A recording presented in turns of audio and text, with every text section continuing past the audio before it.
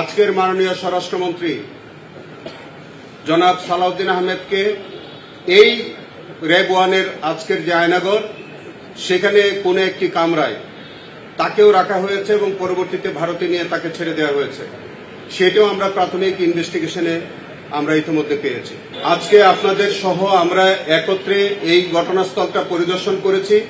আপনারা দেখেছেন অত্যন্ত ভয়াবহ চিত্র। সেখানে আমরা ছোট বড় 22টি কামরা আমরা পেয়েছি, যে 22টি কামরার মধ্যে অত্যন্ত মানবতারভাবে এইখানে যারা ভিকটিম হতো, যাদেরকে ধরে নিয়ে আসা হতো, সেখানে তাদেরকে রাখা হতো দিনের পর দিন, মাসের পর মাস, বছরের পর বছর।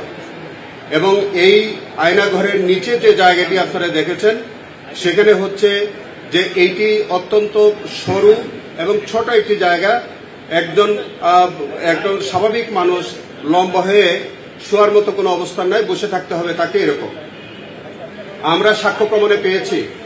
এই আয়নাঘরের এই যে ছোট ছোট সরু রুমগুলোর মধ্যে দিনের পর দিন, মাসের পর মাস, এমনকি বছরের পর বছর তাদেরকে হাত বেঁধে, চোখ বেঁধে রাখা হতো এবং সেইভাবেই তাদের উপরে বিভিন্ন রকমের অত্যাচার নির্যাতন করা হতো। কাউকে কাউকে দীর্ঘদিন পরে ছেড়ে দেওয়া হতো, বিভিন্ন মিথ্যা মামলায় তাদেরকে দেওয়া হতো এবং অনেকেই মেরে ফেলা হতো। এবং সেইরকম কয়েকজন ভিকটিম 5ই আগস্টের পরে আমাদের তারা উদ্ধার পেয়ে তারা এসছে, তাদের সম্পর্কে বিচার চলছে, সেই সম্পর্কে আপনারা ইতিমধ্যে অবহিতও আছেন।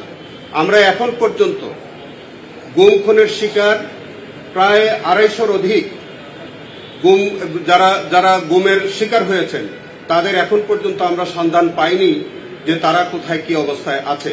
তার মধ্যে ইলিয়াস আলী, সুমন সহ এরকম অনেকেই আছেন। আজকের যে আয়নাঘরটি আপনারা পরিদর্শন করেছেন সেখানে ভিকটিমদের মধ্যে অন্যতম আমাদের ব্যারিস্টার আরমান, তাকে ওখানে রাখা হয়েছিল বলে তার বর্ণনা থেকে আমরা যে রুমটি আমরা অনুমান করেছি, সেই রুমটাও আমরা দেখেছি, সেই রুমটার সন্ধানও আমরা পেয়েছি, এর আগেও পেয়েছি। আজকের মাননীয় স্বরাষ্ট্রমন্ত্রী জনাব সালাউদ্দিন আহমেদকে এই র্যাব ওয়ানের আজকের যে আয়নাঘর সেখানে কোনো একটি কামরায় তাকেও রাখা হয়েছে এবং পরবর্তীতে ভারতে নিয়ে তাকে ছেড়ে দেওয়া হয়েছে। সেটাও আমরা প্রাথমিক ইনভেস্টিগেশনে আমরা ইতিমধ্যে পেয়েছি। আমরা আন্তর্জাতিক মান বজায় রেখে এই বিচার কার্য আমরা পরিচালনা করছি।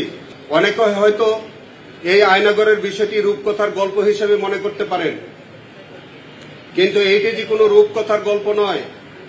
এইটি যে চরম বাস্তবতা ছিল, এইটি যে তৎকালীন সরকার এবং তৎকালীন রাষ্ট্র যে একটি ফ্যাসিবাদী রাষ্ট্র ছিল এবং যারা এই রাষ্ট্রটিকে পরিচালনা করেছিলেন তারা যে কতটা ফ্যাসিস্ট ছিলেন, এই আয়নাঘরের মধ্যে দিয়ে তাদের চরিত্র আজকে উন্মোচিত হয়েছে।